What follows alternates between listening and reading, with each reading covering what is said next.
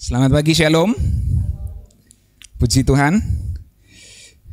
Hari ini kita akan melanjutkan pelajaran kita, ada apa dengan hati. Berapa banyak dari saudara yang masih penasaran? 5 poin berikutnya kita sudah bahas 2. Atau mungkin saudara udah lupa Pak Pendeta mau khotbah apa nanti. Karena saudara tidak menantikan sama sekali. Ya, nggak apa-apa ya. Begitulah manusia. Kadang melupakan Tuhan yang berbicara melalui hambanya. Oke, saudara-saudaraku, mari kita sejenak benar-benar hadir dalam beberapa menit ke depan. Karena ini panjang, 5 poin, saudara bayangin aja. 5 poin dan ada banyak ayat yang akan saya ungkapkan. Penjelasan-penjelasan, jadi saya harap saudara benar-benar konsentrasi untuk beberapa waktu ke depan ini. Ada apa dengan hati? 7 arti hati dalam Alkitab. Mari sebagai review sejenak supaya saudara bisa mengingat 2 pelajaran sebelumnya. Saya membawa di pendahuluan bahwa kata hati dalam bahasa Ibrani adalah leb dan dalam bahasa Yunani adalah kardia. Dari situ ada kata kardio, ya. Nah, saudaraku, hati di dalam Alkitab bukan sekedar organ fisik, bisa saja organ fisik tergantung konteksnya. Tetapi ini gambaran siapa kita sebenarnya di hadapan Tuhan Allah kita. Ketika Alkitab bicara tentang hati, ini tentang siapa kita sebenarnya, namun dengan penekanan-penekanan yang berbeda sesuai konteksnya. Kita lihat beberapa minggu yang lalu kita membahas yang pertama, hati pusat kehidupan jasmani. Ada beberapa highlight yang saya berikan di situ. Yang pertama, Tuhan tidak hanya beri kita hidup, tapi beri kita rasa hidup. Ada yang masih ingat itu? Rasa hidup. Tuhan gak bikin kita kenyang saja, tetapi bikin kita tenang hati kita. Kita bukan robot, kita adalah surat Kristus, di mana hati kita menjadi loh batu, menjadi tablet. Nih tablet hati ini. Ya. Menjadi tablet di mana Tuhan menulis kehidupan kita supaya kita menjadi surat Kristus yang terbuka. Lalu kita juga melihat apa yang kita isi ke dalam hati kita, itulah yang membentuk siapa diri kita. Dari situ di kitab Yakobus kita melihat kalau kita mengisi hati kita hanya dengan kenikmatan dunia, sebenarnya kita sedang menggemukkan hati kita untuk hari pembantaian. Masih ingat saya kasih tahu kepada saudara sering lihat hewan kurban? Ya. Yang biasanya yang paling disasar yang apa? Yang gemuk, saudaraku. Dan sekarang bukan sapi di bulan-bulan ber ini yang gemetaran. Yang gemetaran adalah babi. Mulai muncul meme-meme, saudaraku, ya, babi ini. Kambing bilang rasain lubi gitu kan. Giliranmu ini bulan Desember gitu kan. Yang kedua, kita melihat hati sebagai pusat kehidupan rohani. Masalahmu bukan di luar tetapi di dalam hatimu. Bagaimana engkau merespon apa yang ada di luar? Dan kita melihat bahwa ketika bicara tentang hati, Tuhan bicara tentang pengampunan. Dan pengampunan di bibir itu adalah kemunafikan, tetapi pengampunan yang berasal dari hati, sebab itu pusat kehidupan rohani, itu yang mentransformasi kehidupan. Kita melihat bahwa Allah bukan melihat penampilan tetapi isi hati kita. Dan dari situ kita melihat ketaatan sejati bukan karena kita takut, tapi karena hati yang diubahkan. Saudara ingat saya pakai ilustrasi si Samuel ini? Kamu bangun doa pagi karena apa? Karena takut Om Pendeta marahin atau karena benar-benar taat merindukan Tuhan? Jadi itu pusat kehidupan rohani. Mari kita lihat yang ketiga. Kita akan berlari cepat sampai poin yang ke-7, saudaraku, ya. Mari cek lagi sabuk pengamannya apakah sudah aman. Yang ketiga, hati adalah pusat pemikiran intelektual. Saudaraku, dalam Alkitab, hati sering dipakai untuk menunjukkan pusat pemikiran, penilaian dan cara pandang seseorang. Fakultas berpikir, thinking faculty. Ketika hati kita menutup, maka pikiran kita menjadi gelap. Menarik ya. Kalau hati kita tertutup, pikiran kita jadi gelap. Jadi ada korelasi antara hati dan pikiran. Ketika hati menerima terang, cara pandang hidup kita berubah total. Nah, dalam Alkitab bicara tentang hati sebagai pusat pemikiran ini, saya akan bagi dalam 3 kategori. Yang pertama, kita melihat dalam Alkitab disebut hati yang menebal. Menarik ya, Alkitab tuh kasih tahu loh, eksplisit. Hati yang menebal. Bukan bebal, menebal gitu ya. Mari kita lihat Matius 13 ayat 15, kita baca di sini saja, 1, 2, 3. Sebab hati bangsa ini telah menebal dan telinganya berat mendengar dan matanya melekat tertutup. Tuhan Yesus saat itu bicara tentang bangsa yang terus mendengar firman, dalam hal ini orang Yahudi, tapi nggak berubah. Mereka punya hukum Taurat, tapi mereka kelakuannya tidak seperti yang diperintahkan Taurat. Kata menebal di situ dalam bahasa Yunaninya pakuno. Pakuno, bukan patarno, pakuno. Artinya tebal, thick, kasar, gross, membuat gemuk, to make fat. Yang gemuk jangan tersinggung, yang kurus juga jangan senang, nanti dapat bagian. Kusam dan lain-lain, ya dul maksud dan lain-lain, dul maksudnya kusam. Lalu menjadi kebal, menjadi keras, tidak peka, tidak berperasaan, seperti kulit atau bagian tubuh yang mengeras karena penumpukan lemak. Pernah lihat orang gemuk dicubit?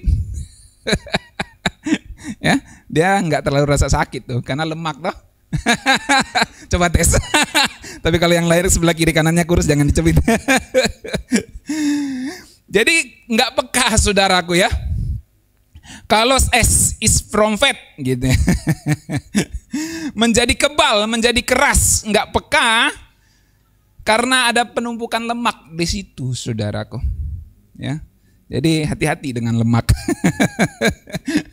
Nah, untuk menambah dimensi pemikiran kita, kita coba lihat sinonimnya. Sinonimnya adalah poro, poro, ya. Membutakan, mengeraskan, to blind, harden. Ya, jadi kata apa tadi itu pakuno itu sinonimnya poro, membutakan, makanya dia mengeras ya, tidak peka gitu. Atau skleruno, mengeraskan hati.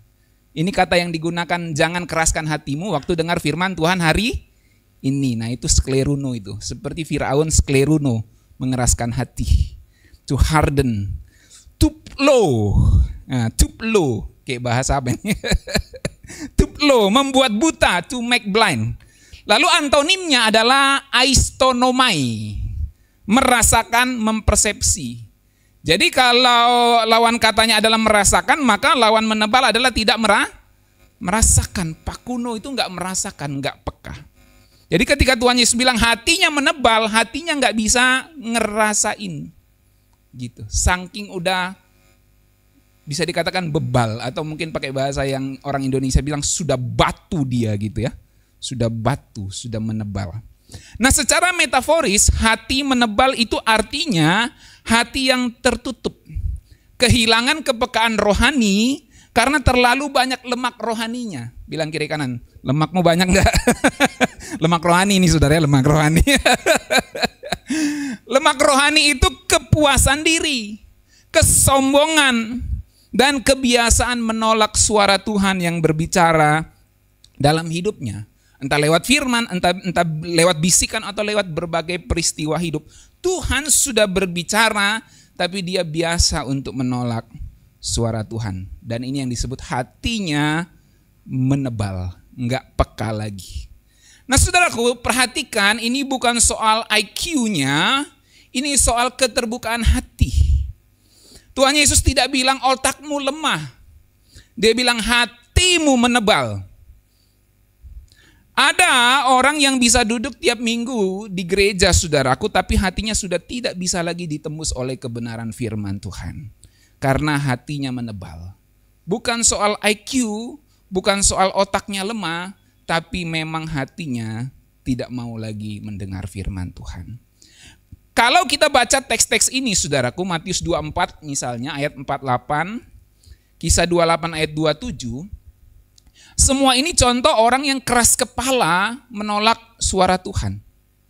Bukan karena mereka tidak paham. Dalam hal ini secara khusus orang-orang Yahudi yang mendengarkan berita Tuhan Yesus maupun para rasul. Bukan karena mereka tidak paham, tetapi karena mereka tidak mau tunduk, tidak mau taat pada firman.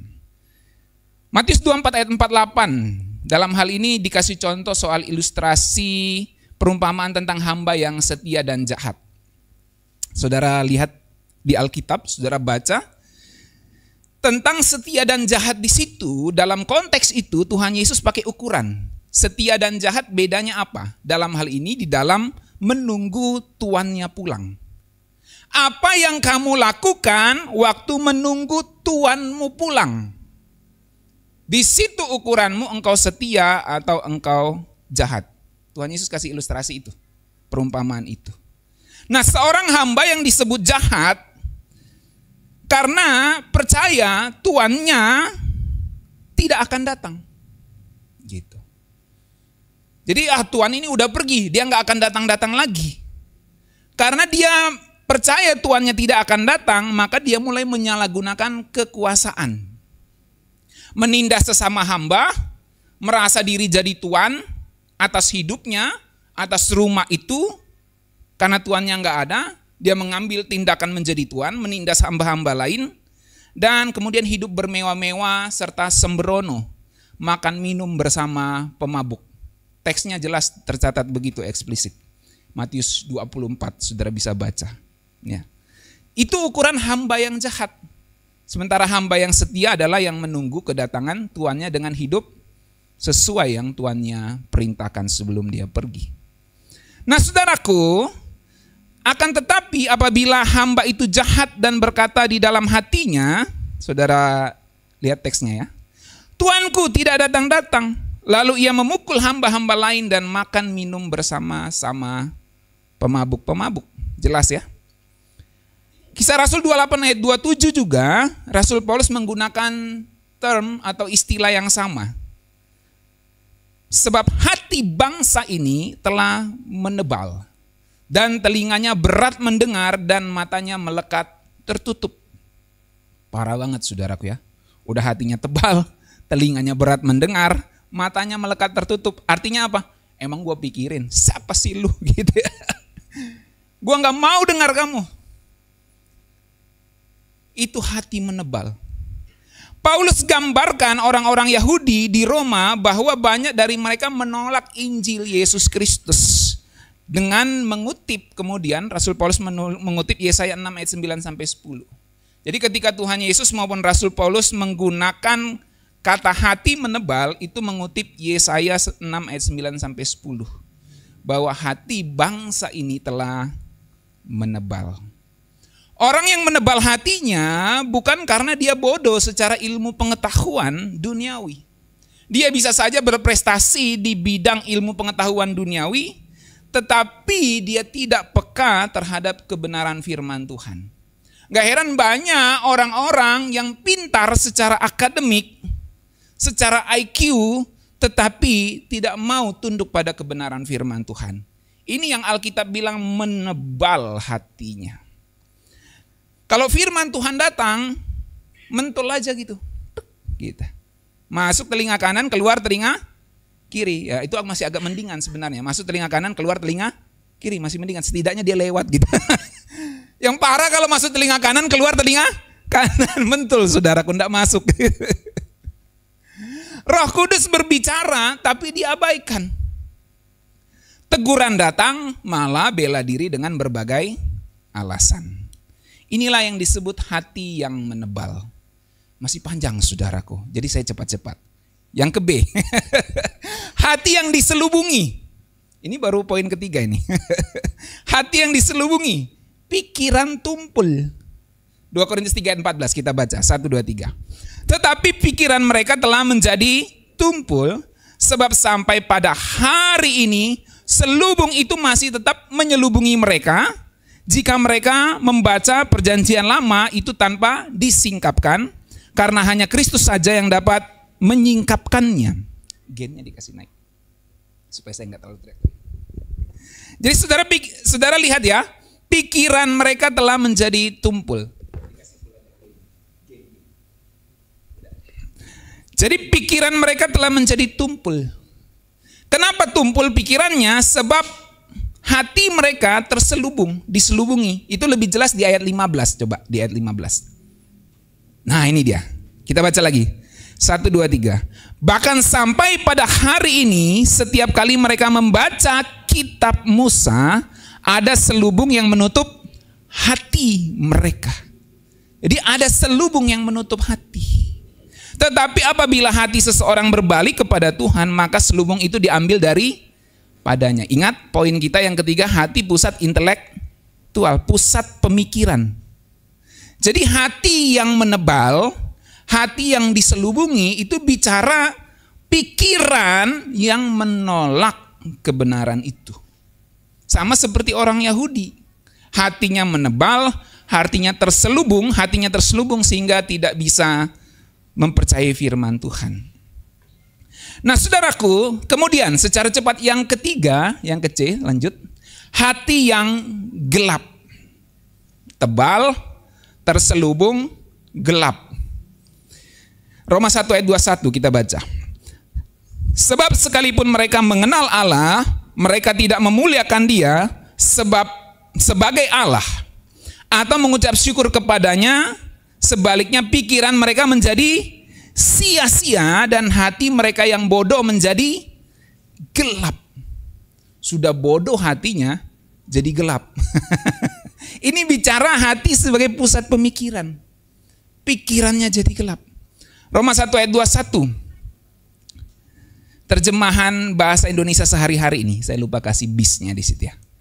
Manusia mengenal Allah, tapi manusia tidak menghormati Dia sebagai Allah.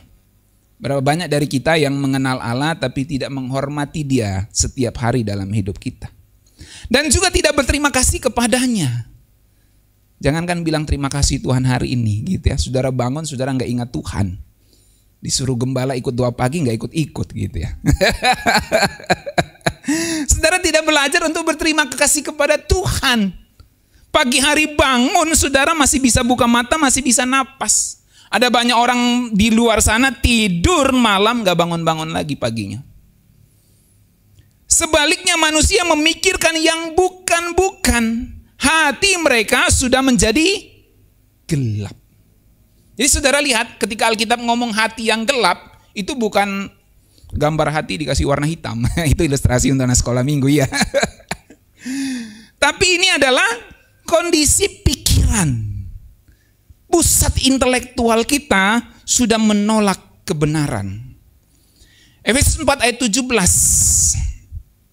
Sebab itu kukatakan dan kutegaskan ini kepadamu di dalam Tuhan. Jangan hidup lagi sama seperti orang-orang yang tidak mengenal Allah dengan pikirannya yang sia-sia. Saudara lihat, pikiran sia-sia. Dan pengertiannya yang gelap. Jauh dari hidup persekutuan dengan Allah karena kebodohan yang ada di dalam mereka dan karena apa? Kedegilan hati mereka. Pikiran yang sia-sia, pengertian yang gelap, degil hatinya. Ini semua bicara hati sebagai pusat kehidupan. So pertanyaannya, apa yang terjadi waktu hati kita gelap, saudaraku?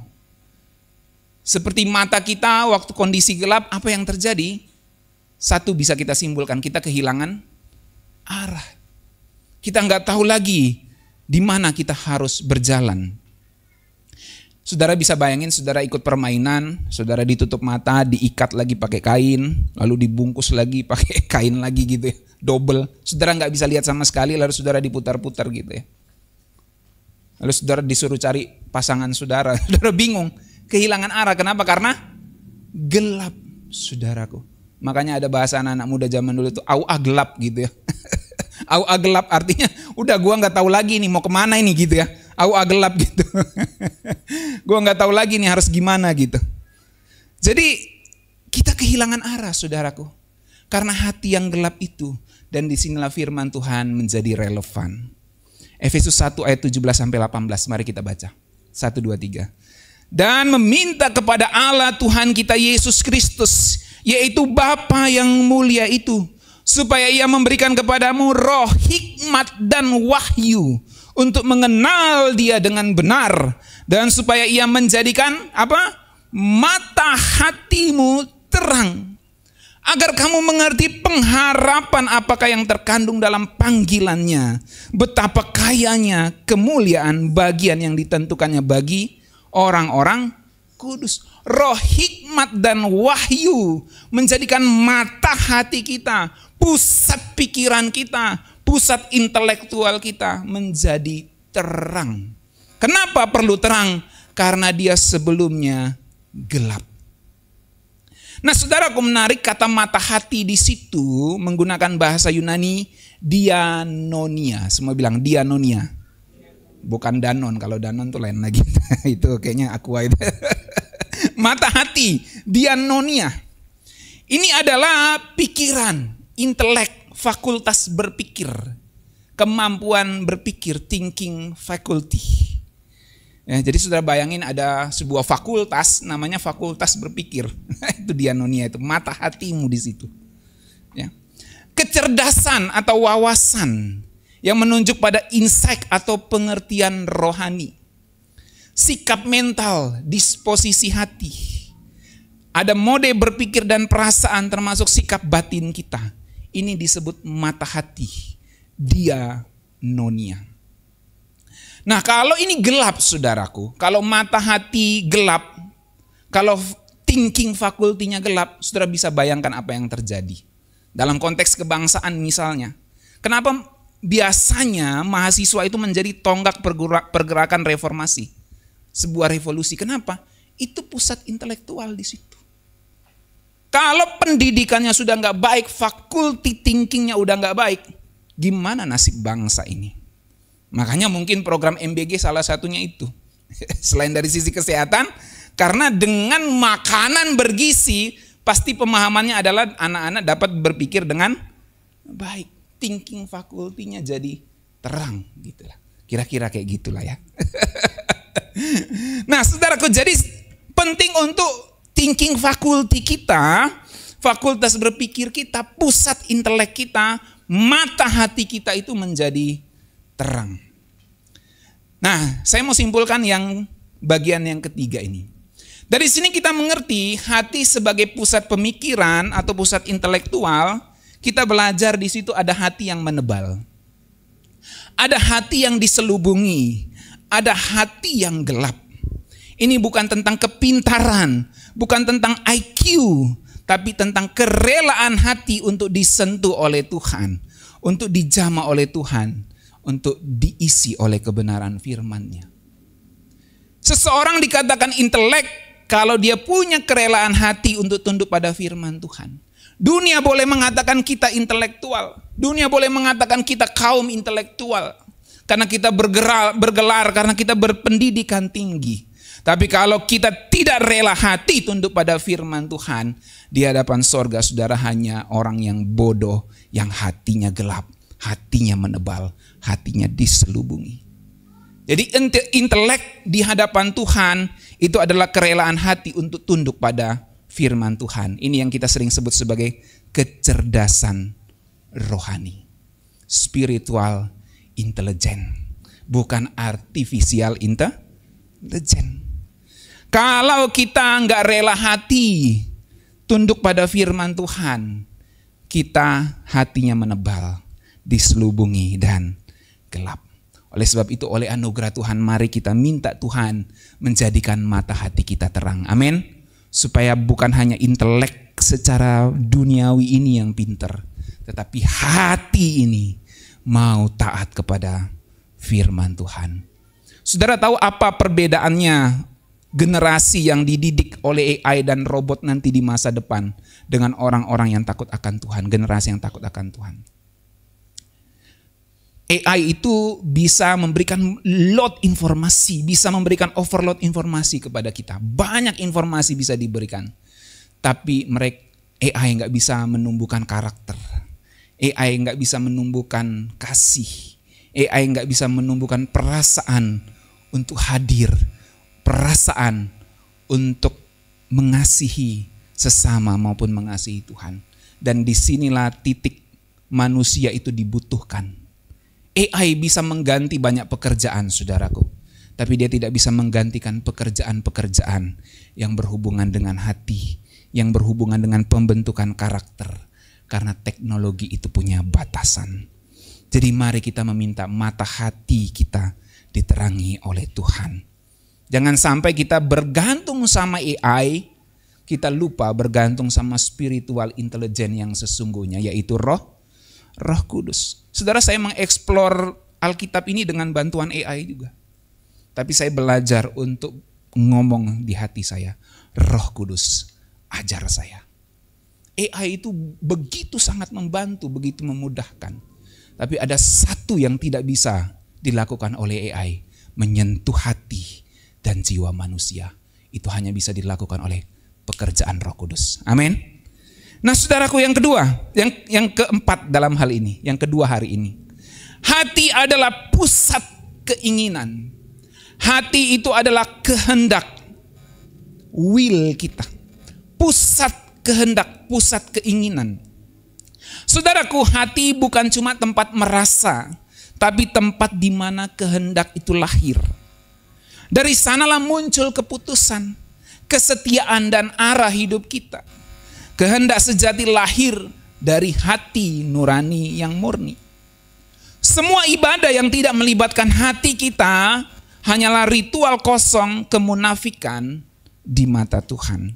Inilah yang disebut hati adalah pusat keinginan. Dan menarik ketika Alkitab bicara hati sebagai pusat keinginan, dia berbicara secara khusus tentang bagaimana hati kita mengambil keputusan, tentu dalam banyak hal, tetapi dikasih contoh dalam hal ini di dalam hal persembahan.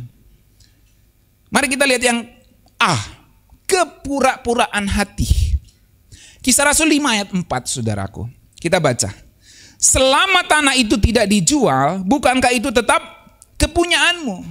Dan setelah itu dijual, bukankah hasilnya itu tetap dalam kuasamu? Mengapa engkau merencanakan perbuatan itu di dalam hatimu, di dalam pusat keinginan, di dalam pusat hatimu, di dalam pusat keputusanmu? Mengapa engkau merencanakan perbuatan itu di dalam hatimu? Ini Rasul Petrus bicara kepada siapa? Ananias. Kalau memang kamu punya tanah, punya aset mau dijual, ya udah jual aja. Kalau kamu mau pakai, pakai saja. Tapi masalahnya dia datang kepada Tuhan melalui para rasul dan mengatakan ini semuanya.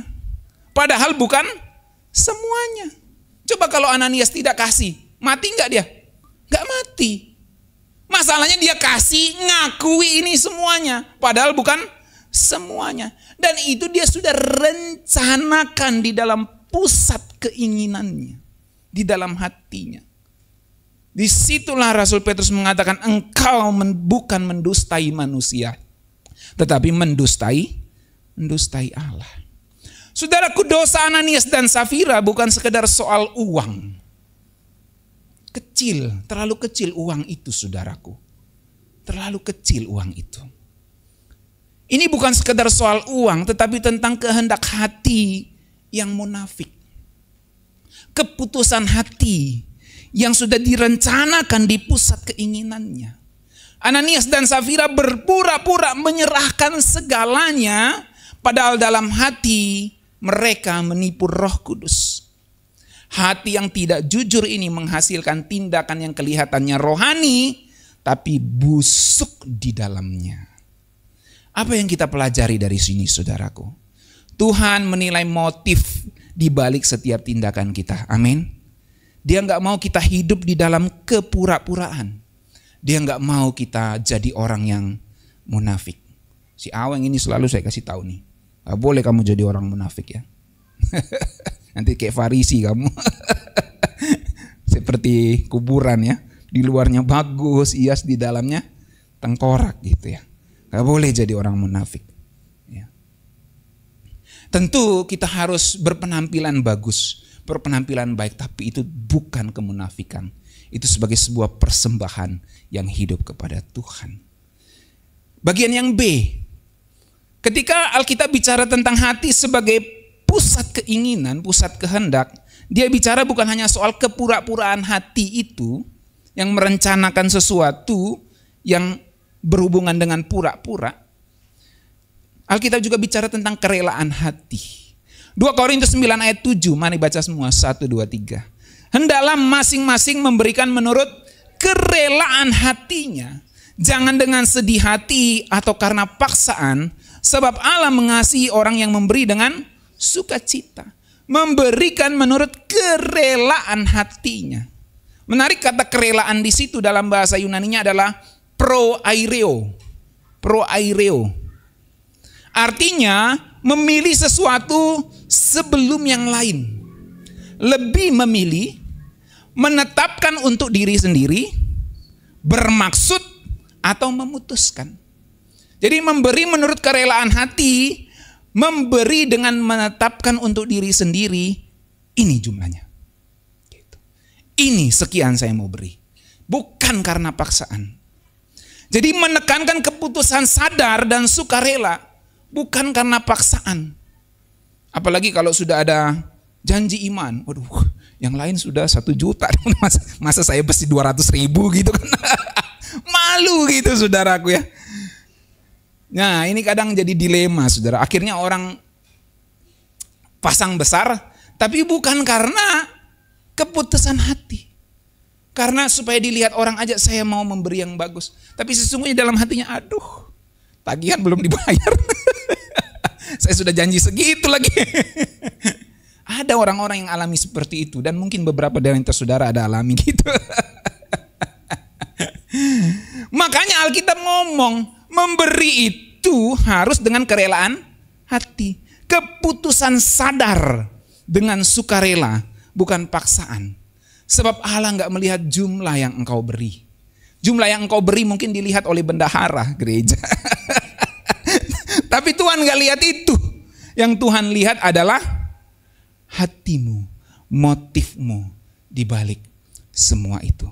Apakah engkau memberi dengan keputusan sadar, aku mengasihi Tuhan, atau ini aku berikan karena paksaan. Nah saudaraku, kalau kita lihat dalam bahasa Inggrisnya, NIV misalnya, ya, he has decided in his heart to give. Jadi ada kata decided di situ. Mengambil keputusan itu kerelaan. Kerelaan itu sebuah decision, sebuah keputusan. Ya. Jadi bukan ya udah rela-rela aja gitu. Ada sebuah keputusan di situ. Ini kerelaan saya. Kalau dalam bahasa terjemahan King James ya, according as he purposed in his heart, so let him give. Ya. Jadi berniat, memilih, memutuskan, itulah kerelaan hati kita. Jadi nanti kalau panitia Natal bilang, ayo beli gitu ya. Harus dengan rela gitu ya. Kalau panitia Natal bilang ini kurang, ini kita punya dana, Bapak Ibu tolong bantu, harus dengan rela. Ada amin. Panitia Natal nanti setelah ini banyak persembahan. Bercanda saudaraku ya. Yang ketiga, yang kecil. Penghakiman. Ini banyak, jadi saya harus buat lucu-lucu supaya saudara tetap stay ya. Yang C, penghakiman dan pengungkapan maksud hati. 1 Korintus 4 ayat 5, kita baca 1, 2, 3. Karena itu janganlah menghakimi sebelum waktunya, yaitu sebelum Tuhan datang. Ia akan menerangi juga apa yang tersembunyi dalam kegelapan, dan ia akan memperlihatkan apa yang direncanakan di dalam hati. Apa yang direncanakan di pusat keinginanmu, di pusat kehendakmu, center of your will. Apa yang kau rencanakan di situ akan diungkap semua di hari Tuhan. Orang-orang di sekelilingmu tidak melihat apa yang engkau rencanakan di dalam hatimu, tapi Tuhan melihatnya. Dan di hari Tuhan itu semua akan diungkap. Dan di hari itulah tiap-tiap orang akan menerima pujian dari Allah. Atau menerima perkataan dari Allah. Ah, kamu munafik selama ini. Dalam terjemahan bahasa Indonesia sehari-hari. Kita baca langsung, bisa di next. Ya, yang bagian kuning aja kalau saudara bisa jangkau. 1, 2, 3. Ialah yang akan membongkar semua niat yang terpendam di dalam hati manusia. Apa niatan hati saudara? Yang mungkin saudara tidak bisa laksanakan hari ini. Tuhan menguji dan melihatnya. Dia akan membongkar semuanya. Dan itulah yang akan menjadi pujian bagi Allah di hari Tuhan nanti. Ya. Jadi maksudnya gini, kalau kita mungkin berniat baik, saudaraku ya, kita nggak bisa lakuin gitu ya. Kita nggak bisa lakuin, tapi sudah ada niat baik gitu. Saudara nggak bisa lakuin. Tuhan melihat niatmu itu. Tuhan melihat niatmu itu. Tapi kalau memang dasar niatnya sudah jahat, terus dilakuin lagi, Tuhan juga lihat niatmu itu. Atau mungkin saudara niat jahat tapi nggak lakuin, Tuhan lihat niatmu. Jadi belajarlah berniat yang baik. Amin. Niat baik. Ya, itu nasihat umum di semua agama. Berniatlah baik. Dan Tuhan melihat niatmu itu. Dan pada hari Tuhan semua akan diungkap. Amin, saudaraku. Nah, saya kasih contoh tadi, baru saja tadi pagi saudaraku, saya dengan Aweng pergi ambil galon gitu ya. Jadi motor gereja itu kempes saudaraku. Misalnya Aweng naik, kempes nih, jalannya kan kelihatan kentara ya kalau kempes naik motor. Oke, antam saja sampai di situ tuh, di Biru situ kan, dekat Sari Bumi tuh. Isi air galon, saya tinggalin Aweng, dia tunggu. Saya isi angin ban di sebelah itu, di sebelah toko-tokonya itu yang baru. Kemudian saya isi. Sebelum saya isi ada ibu-ibu yang sudah di situ, mau isi angin juga depan belakang. Tukang bengkelnya isi angin, ibunya mau bayar. Duitnya 10.000 saya lihat kan, dia pegang. Bayar dulu bang. Abangnya mau isi saya punya kan. Abangnya bilang, oh ya, saya isi ini dulu. Terus dia lihat, oh ini duitnya ibu ini 10.000 gitu kan. Ya udah nggak usah, pergi aja bu. Pergi aja. Gitu. Nggak apa-apa bang, iya nggak usah, pergi aja. Jadi dia kasih gratis saudara. Niat abang ini baik gitu. Saya lihat itu kan. Saya sebenarnya sudah siapkan 5.000. Jadi saya bawa uang 50.000 ke galon itu. Ya, lalu kembaliannya saya siapkan 5.000 untuk memang bayar isi ban ini. Biasa kan bayar 2.000 satu ban gitu ya.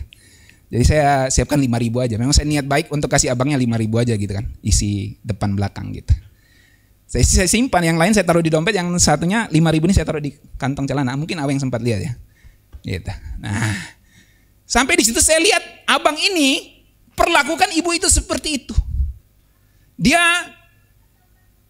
tidak mau ambil uang 10.000 dari ibu itu, dia kasih gratis saja. Mungkin saudara pikir cuma angin, itu hidupnya Bapak Ibu. Jadi dia cari makannya dari situ. Saudara bisa paham maksudnya? Dia nggak punya cari mata pencarian yang lain, itu mata pencariannya. Dan dengan ikhlas dia mengatakan kepada ibu, itu pergi saja. Gitu. Dia bisa kembalikan mungkin 8.000 kalau dia mau ambil 2.000 saja, 1.000 depan belakang. Atau mungkin dia bisa ambil 4.000, dia kembalikan 6.000. Tapi dia bilang ambil saja. Bagi saudara, bagi kita yang mungkin naik mobil, naik motor, mungkin itu kecil. Ini mata pencariannya ini. Jadi saya melihat, saya tersentuh. 5.000 itu saya kembali lagi, saya ambil dompet saya ambil lagi 10.000. Bukan niat supaya digratisin juga, bukan. Saya kasih, abangnya ambil. Lalu bilang, tunggu pak ya. Saya bilang, gak usah pak, ambil aja. Dalam hati saya, itulah berkatnya Bapak. Walaupun saya cuma bisa kasih 10.000. Setidaknya ada niat baik saudaraku. Amin. Setidaknya ada niat baik. Saya melihat orang ini tidak percaya Tuhan Yesus, tapi kok bisa punya niat baik ya. Itu mata pencahariannya loh Bapak Ibu. 2.000, 4.000 itu berharga bagi dia. Bagi kita mungkin yang punya banyak duit, apa sih cuma 2.000. Itu mata pencahariannya. Dia tidak punya pekerjaan lain. Itu satu-satunya pekerjaannya. Setidaknya dia punya niat baik. Dan di penghakiman Tuhan, semua ini akan diungkapkan saudaraku. Saya ngomong ini juga bukan supaya dipuji apa sih 10.000. Tapi supaya mengajar saudara. Ada orang-orang di luar sana yang gak percaya Tuhan Yesus. Bisa kok punya niat baik. Masa kita orang yang mengenal Tuhan Yesus, yang mendapat kasih yang begitu besar, tidak bisa punya niat baik. Malu sama Tuhan. Amin. Cuma bilang malu sama Tuhan. Malu sama Tuhan ya. Satu kali di konseling pranikah, saya kasih nasihat sama pasangan. Memang duit itu hal sensitif. Ya. Tapi jangan terus-terus bertengkar gara-gara soal duit. Malu sama Tuhan yang punya langit dan bumi. Ketawa mereka, saudaraku. Ya, nggak boleh bertengkar terus gara-gara duit. Duit memang sumber masalah kadang. Tapi jangan jadikan itu terus alasan. Sebab malu sama Tuhan. Dia yang punya langit bumi ini, saudaraku ya. Kita mari belajar punya niat baik. Semua bilang kiri kanan, punya niat baik. Saudaraku, akan tiba harinya semua motivasi akan ditelanjangi oleh Tuhan. Yang selama ini kita sembunyikan dengan filter HP kita, filter medsos kita, dengan jubah agamawi, dengan topeng rohani, dengan pelayanan, dengan aktivitas kegiatan rohani, semua yang ada di dalam hati kita yang kita sembunyikan dengan itu, semuanya akan disinari dengan terang kekudusan Tuhan. Pusat pikiran kita, pusat kehendak kita akan diungkapkan semua oleh Tuhan. Kita bisa menipu orang, tapi kita nggak bisa menipu Tuhan yang melihat hati kita. Apa yang kita lakukan karena gengsi, karena ingin dipuji, itu semua akan dibakar habis oleh terangnya Tuhan. Saudaraku, hanya Tuhan yang tahu motivasi sejati setiap kita. Jadi mari kita nggak boleh sibuk menghakimi orang lain. Lebih baik kita uji hati kita sendiri. Amin. Jangan sampai saudara dengar firman Tuhan ini untuk bapak itu, ini untuk ibu itu. Uji hatimu sendiri. Jangan sibuk hakimi orang lain. Itu baru yang keempat. 3, 4. Mari kita lanjut yang kelima. Masih bersama saya, amin. Ini cepat-cepat saya, saudaraku ya. Karena minggu depan saya sudah tidak berkhotbah, ada tamu, Pak Pendeta Ajan. Nanti minggu depannya lagi ada orang lagi yang khotbah. Karena saya ada pelantikan BPJ di GKI Grace Ministry ya. Jadi 2 minggu depan saya nggak ada, saudaraku. Nah, jadi saya mau selesaikan ini. Karena nanti di akhir November saya mau mulai khotbah pranatal tuh ya.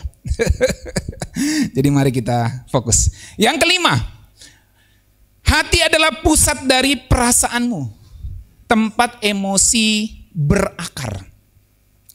Saudaraku, hati bukan hanya tempat berpikir dan berkehendak, tapi juga tempat di mana perasaan dan emosi itu mulai mengalir.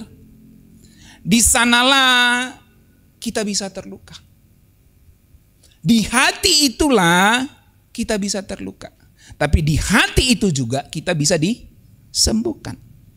Di hati itu kita bisa menangis, tapi di hati itu kita juga bersukacita. Ada orang-orang yang tersenyum lebar, tapi di dalam hatinya menangis. Luka, tapi tak berdarah. Menangis, tetapi tidak meneteskan air mata. Itu luka di hati, saudaraku. Tempat pusat perasaan emosi kita. Tuhan menciptakan kita dengan hati yang bisa merasa, supaya kita bisa mengasihi seperti Dia mengasihi. Amin. Jadi kalau saudara punya perasaan hari ini, ya, itu supaya saudara bisa belajar mengasihi seperti Tuhan mengasihi. Supaya saudara bisa merasa. Makanya waktu orang-orang dengar firman Tuhan, hati mereka bisa terharu. Alkitab mencatat misalnya Kisah Rasul 2 ayat 37, waktu Petrus khotbah dalam peristiwa Pentakosta itu. Maka orang-orang Yahudi yang mendengar Petrus berkhotbah, dicatat begini. Ketika mereka mendengar hal itu, Petrus khotbah, Yesus Kristus yang kamu salibkan itu telah dibuat Allah Bapa menjadi Tuhan dan Kristus. Wah, hati mereka terharu, saudaraku. Jadi hati manusia, pusat perasaan dan emosi itu bisa terharu. Dalam terjemahan bahasa Indonesia sehari-hari, hati itu sangat gelisah. Mereka gelisah. Waduh, yang kita udah salib ternyata ini Mesias yang kita nantikan ribuan tahun. Gelisah mereka, saudaraku. Nah, apakah hati saudara merasa gelisah waktu dengar firman Tuhan? Apakah hati saudara tertemplak terharu waktu dengar firman Tuhan? Itu menjadi ukuran surga, saudaraku. Saudaraku, hati kita ini bisa terharu, bisa gelisah, bisa bersukacita, dan berbagai perasaan emosi lainnya. Itu normal. Bahkan kadang kita ngerasa mood ini, mood itu. Kita ini manusia, saudaraku. Ya, kita manusia. Kita diciptakan dengan perasaan. Nah, masalahnya gini, ya. Jadi kita tidak mendinai, kita tidak menolak, kita tidak menyangkal perasaan. Perasaan itu penting. Sebab perasaan itu menjadi alat Tuhan di dalam hidup kita untuk firman-Nya itu bisa nempel. Karena kalau kita nggak gelisah, kita nggak terdesak, kita nggak terharu dengan firman Tuhan, itu kita jadi kayak batu gitu. Nah, tapi masalahnya gini saudara, dalam hidup kita perasaan kita ini bisa menipu. Inilah problem dari manusia seluruh dunia, baik pria maupun wanita. Apalagi yang menurut sains wanita yang perasaannya lebih dominan. Masalahnya gitu. Kalau hati kita dikuasai dosa, maka perasaan kita bisa menipu. Pada titik inilah kita mengerti apa yang Yeremia 17 ayat 9 itu katakan. Mari baca. 1, 2, 3. Betapa liciknya hati. Lebih licik daripada segala sesuatu. Hatinya sudah membatu. Siapakah yang dapat mengetahuinya? Betapa liciknya hati. Perasaan kita ini bisa menipu. Itu bahasa sederhananya. Dan terjemahan bahasa Indonesia sehari-hari. Hati manusia tidak dapat diduga. Paling licik dari segala-galanya. Kalau kita tanya lebih licik dari iblis enggak gitu. Bisa, saudaraku, bisa. Kenapa? Karena iblis nggak bisa baca hati kita. Dia cuma bisa prediksi dari kelakuan-kelakuan di masa lalu. Iblis tidak bisa prediksi masa depan. Dia tidak bisa menentukan masa depan kita. Dia hanya memprediksi berdasarkan data-data di masa lalu. Mirip algoritma. Algoritma itu kasih kita konten rekomendasi. Itu berdasarkan data-data kita di masa lalu. 2 menit kamu nonton, 10 menit kamu nonton, 3 menit kamu nonton, 2 detik kamu nonton. Kamu lihat video ini langsung scroll, dia langsung baca. Ini kamu gak suka ini, kamu suka ini. Ke depan dia rekomendasikan. Gitu. Set. Itu kerja algoritma. Nah, iblis tuh kayak gitu, saudaraku.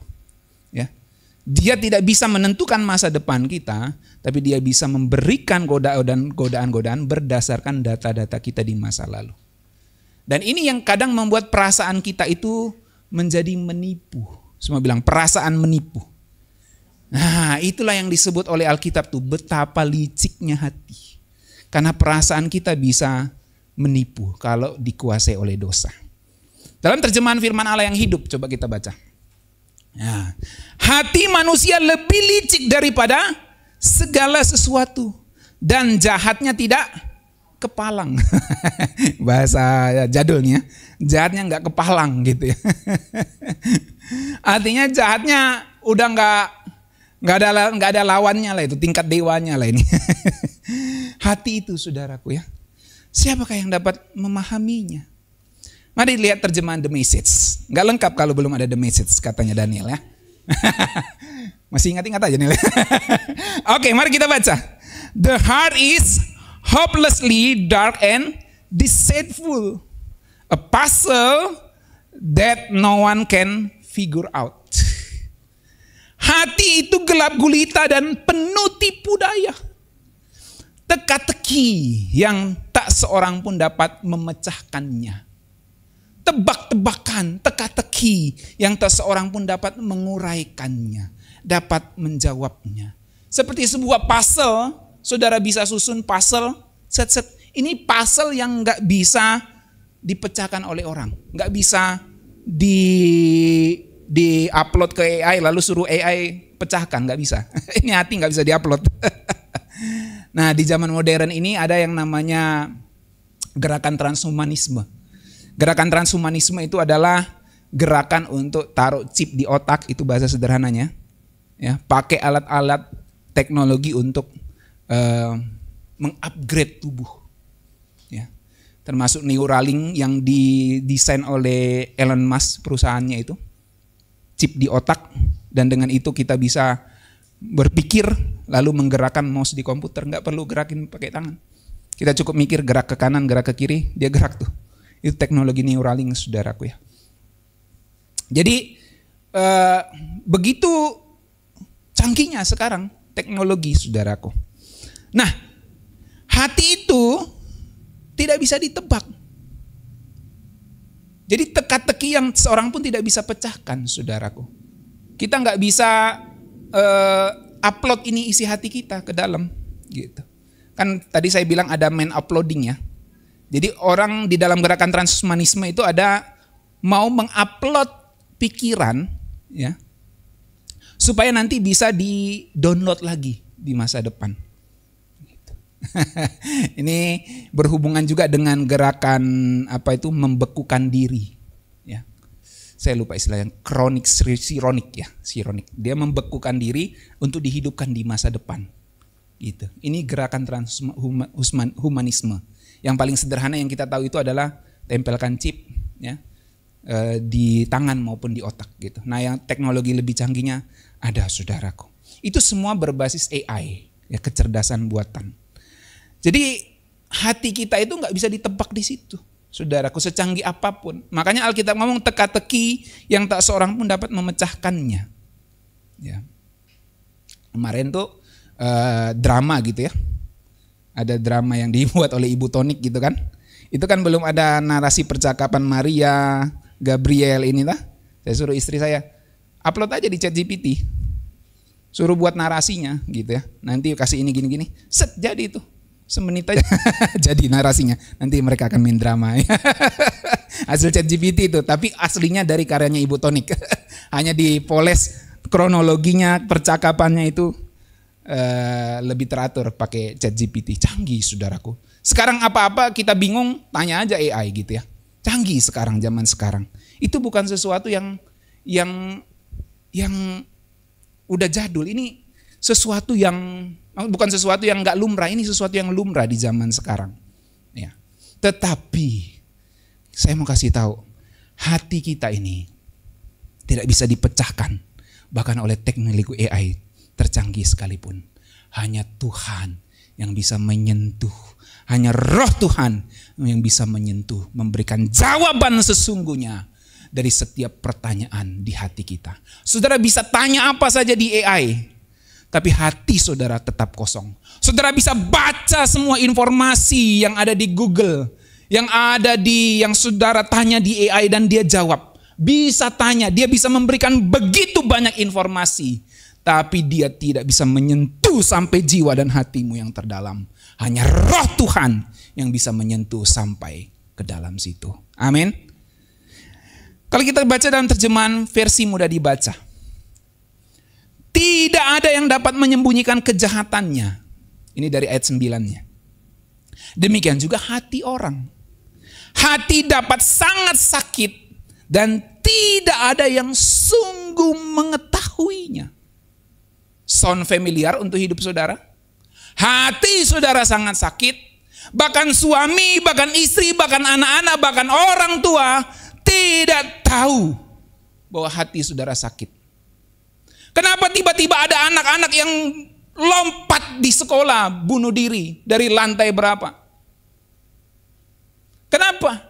Kok tidak ada yang tahu? Kok tidak ada yang deteksi bahwa dia lagi sakit hati? Mungkin gara-gara dibully, mungkin dimarahi orang tua, mungkin nilainya jelek, mungkin tersinggung oleh perkataan temannya yang temannya pikir dia nggak akan tersinggung. Tapi hatinya sakit, who knows?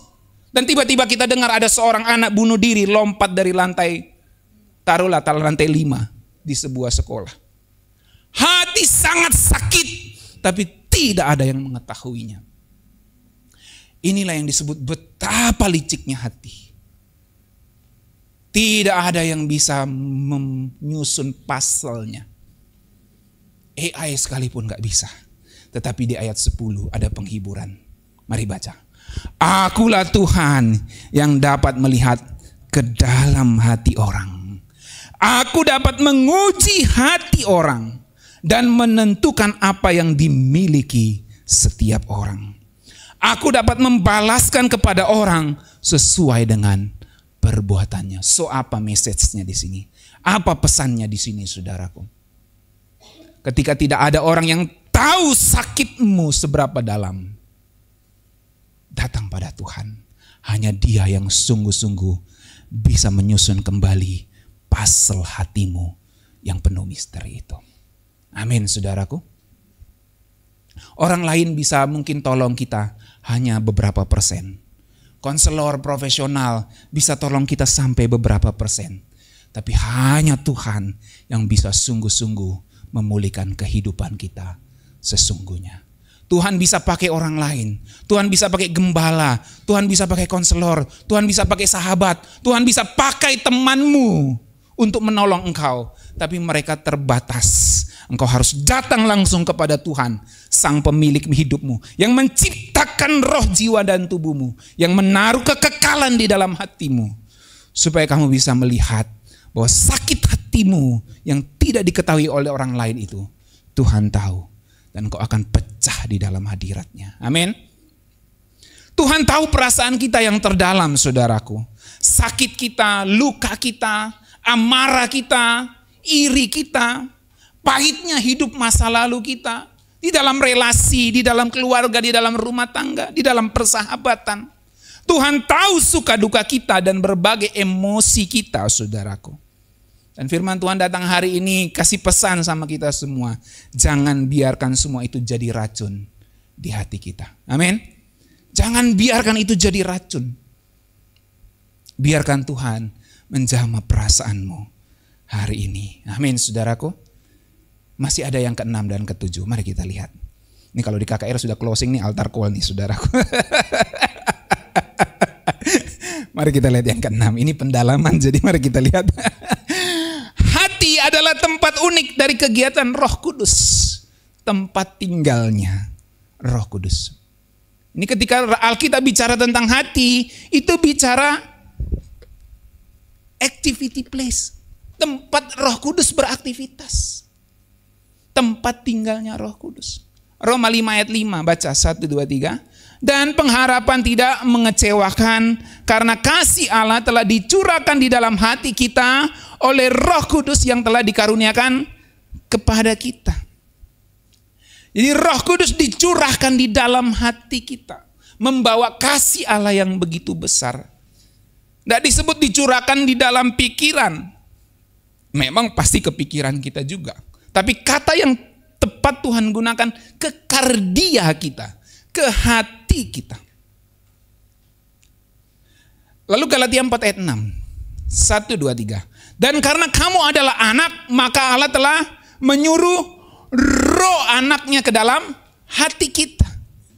Jadi Bapa menyuruh Roh Kudus, roh Tuhan Yesus, karena dia diutus oleh Tuhan Yesus juga, ke dalam hati kita, ke dalam kardia kita, yang berseru, ya Aba, ya Bapa. Jadi kalau kita sebagai orang percaya di dalam Tuhan, kita bisa memanggil Allah Bapa kita di sorga sebagai Bapa. Itu keintiman, saudaraku. Nih saya pakai aweng lagi, nggak apa-apa Bang ya, kamu pakai terus nih. Karena memang dia jadi contoh hidup nih. Bagaimana firman Tuhan saya terapkan sama dia. Saya bilang, kau tidak punya orang tua saat ini, tapi kau punya orang tua yang sejati, Bapamu di sorga. Ada titik-titik di mana dalam hidupmu tidak ada lagi orang yang bisa tolong kamu. Kau nggak bisa andalkan tantemu terus-menerus, nggak bisa andalkan om pendeta, ibu pendeta terus-menerus. Pada satu titik dalam hidupmu hanya kau dengan Tuhan yang berurusan. Di titik itulah kamu bisa memanggil Tuhanmu, Bapakku yang di sorga. Saudara lihat di titik-titik terendah, dalam tanda kutip terendahnya dalam hidup Tuhan Yesus di Taman Getsemani. Dia mengatakan apa? Bapa, kalau boleh cawan ini lalu daripadaku. Bapa. Di situ kita melihat ada keintiman, saudaraku. Hati kita ini butuh orang tua, butuh pengasuh. Dan itu hanya bisa diasuh oleh Bapa kita yang di sorga.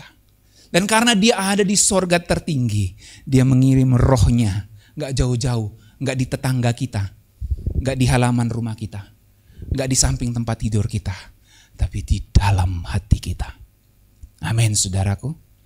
Masalahnya apakah kita melihat ke dalam hati atau kita sibuk melihat notifikasi HP. Kita sibuk melihat kenikmatan dan kemewahan dunia ini. Tapi kita lupa looking to your heart. Lupa looking ke dalam hati kita sendiri. Karena di situ ada Roh Kudus yang menemani, yang mau berbicara, memberikan arahan di dalam hidup kita. Roh anaknya ditaruh di dalam hati kita, sehingga kita bisa berseru kepada sorga, ya Aba, ya Bapa, anakmu saat ini butuh pertolonganmu.